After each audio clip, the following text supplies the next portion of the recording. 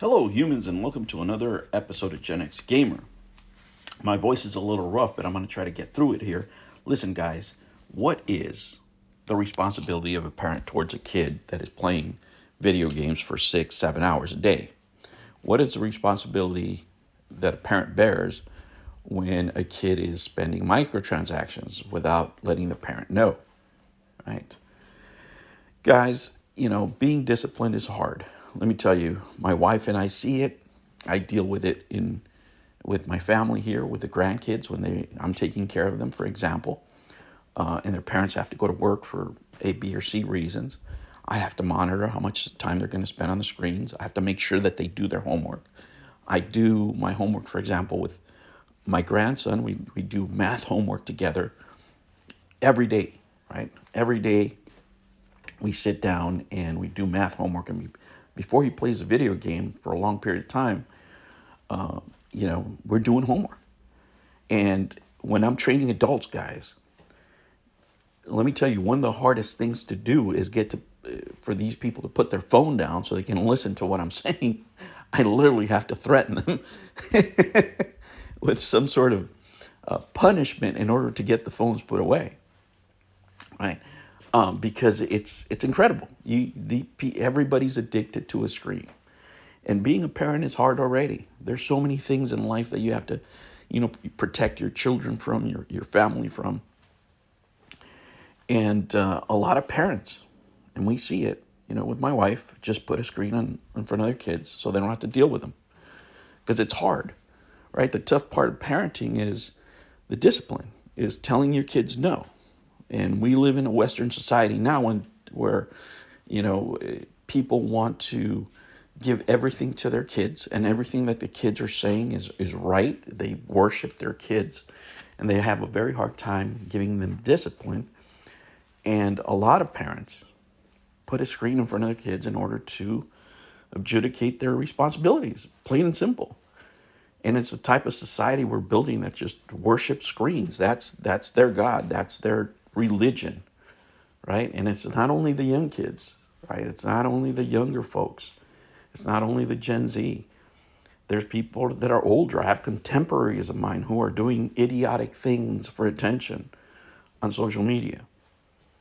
And you guys see it, people in their 30s, dancing, doing meaningless shit, literally doing meaningless shit on the internet for attention, right? And me, I'm addicted to video games. I freely said it that I'm a game hoarder and what have you. But everything has, its place in life. Yes, you can, give into your addiction for a certain period of time that doesn't affect your life, right? I'm not going to spend, a car note worth of money in order to go buy games. I'm not going to do that. Now I have a baby. I can't, right? Go game hoarding like I used to. Those days are over. Maybe after she, goes to college, maybe I'll go back at it again, right? But you have to put everything into perspective, and it is your responsibility to make sure that your kids are not exposed to dangerous things. And there are dangerous things out there, because I don't at all want to, cover up for these gaming companies that do study human behavior, like the social media companies do, like the casinos do. There's a reason you have to be of a certain age in order to go to a casino. There's a reason you have to be a certain age in order to have a drink or a smoke. These activities are addictive, whether it's gambling, smoking, drinking alcohol, all addictive. That's why you have to be a certain age. And there's certain technologies that are developed to be addicting. I've seen the studies, guys. The numbers are nuts, right? You can literally take away somebody's free will, by doing certain things over a long period of time, right? And you can do it yourself. People get addicted to things all the time. Whether it's YouTube, and you see it a lot. You see a lot of people that spend a lot of time on YouTube, making long form videos. They put everything about their life on there.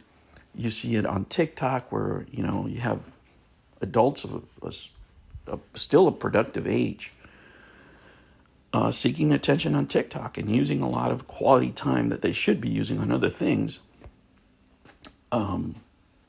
making videos for TikTok, right? They could never make just a little podcast or spend 8 minutes with you guys just talking about anything. That's not enough.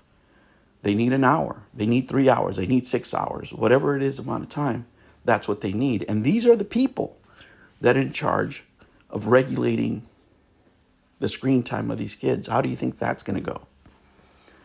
We have to take personal responsibility as adults for our children. And that doesn't mean that, these companies get scot-free for the things that they do. Now, unfortunately, tech companies are so into our lawmakers as far as giving them money that legislation is nowhere close to be had, right? It's going to take these type of lawsuits in order to uncover the truth, right? Because if you're a company and you're getting sued left and right and you're losing lawsuits, you're going to have to change. And the companies themselves are going to ask for regulation, some sort of immunity, right? And it usually comes in the form of age. We just say, okay, well, if you want to play Diablo with microtransactions, you have to be 21, for example. Now, I'm not saying that's going to happen, but that would be an example of what could happen. And it's all because people can't say no. They're getting addicted to the screen willingly, right? Willingly getting addicted to the screen. You have parents that are not monitoring their children who become prey to, any addictive techniques that any of these microtransaction heavy companies might deliver to them through their video game. I mean, those are just facts. The numbers bear it, right? And not only that, the negative effects that screens can have on us, right? Because it's one thing to, sit there and you want to make a hobby channel, whether you're fishing or whatever. Okay, that's one thing. A very different thing is for somebody to sit in front of a screen and just watch YouTube videos all day, not learning anything of worth, just watching people dancing, watching nonsense. A very different thing is for somebody to sit in front of a screen playing a game, spending the little resources they have in order to progress in a fantasy world because their reality is terrible because they don't know how to deal with the real world because all their time has been spent in front of a screen. Those are the things that are coming up. Those are the prices that people have to pay for these addictions. If you're not able to self-regulate or self-regulate yourself or your children or be disciplined enough to say no, then you're in trouble. And that's a hard part about parenting. That's a hard part of even being a grandparent, telling my grandkids, no, we're going to study first. We're going to do our homework. And then we're going to play, right? We're going to do this first, and then we're going to do that.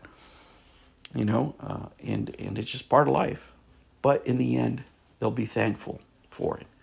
I am thankful that I had discipline in my life. Those of you who are successful through discipline and hard work are thankful for that discipline that you got, right? I'm not talking about abuse. I'm just talking about discipline, about somebody who cared enough to show you that delayed gratification was very important. You don't need to have it now. But in this world, everybody needs to have it now, right? Their feelings are more important than the hard work. Their feelings are more important than their goals. And that is a huge, huge problem in our society. And these right here are the effects that we're seeing come up from all those attitudes. All right, guys, that's just a topic, man, but I found it interesting. I think it's something that we as adults, as Gen Xers, you parents out there, these are things that you're going to have to deal with and we're dealing with every day. All right, guys, I'll catch you on the next one. Take care.